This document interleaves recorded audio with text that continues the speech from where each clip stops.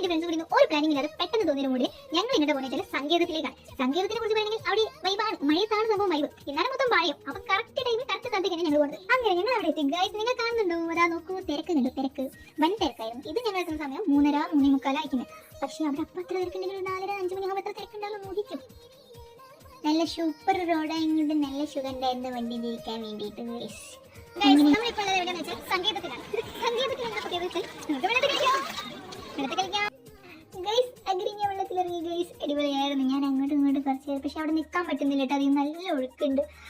നല്ല ഒഴുക്ക് പറഞ്ഞാൽ നല്ല ഒഴുക്കുണ്ട്. പിന്നെ ഞാൻ അവിടെയൊക്കെ പിടിച്ച് എങ്ങനെയൊക്കെ ചെറിയ മക്കൾ വരുമ്പോൾ എനിക്ക് പൂതിയാണ്. പക്ഷെ എനിക്ക് എന്താ അറിയാം, നമ്മൾ ചുമ്മാ ആക്സിഡൻറ്റ് കളിക്കാൻ അവസ്ഥയാണ് ഗൈസ്. നിങ്ങൾ ഇങ്ങനെ എന്നോടാവും പറഞ്ഞ് വെള്ളം തെറിപ്പിക്കുക, വീഡിയോ എടുത്തരാം. അങ്ങനെ ഞാൻ മേലോട്ടാണെന്നൊക്കെ ചോദിച്ചു ഞാനൊരു വെള്ളം തെറിച്ച് നേരെ ഓപ്പോസിറ്റ് നിൽക്കാൻ്റെ മുഖത്തേക്ക് പോയിട്ട് വെള്ളം തെറിച്ച്.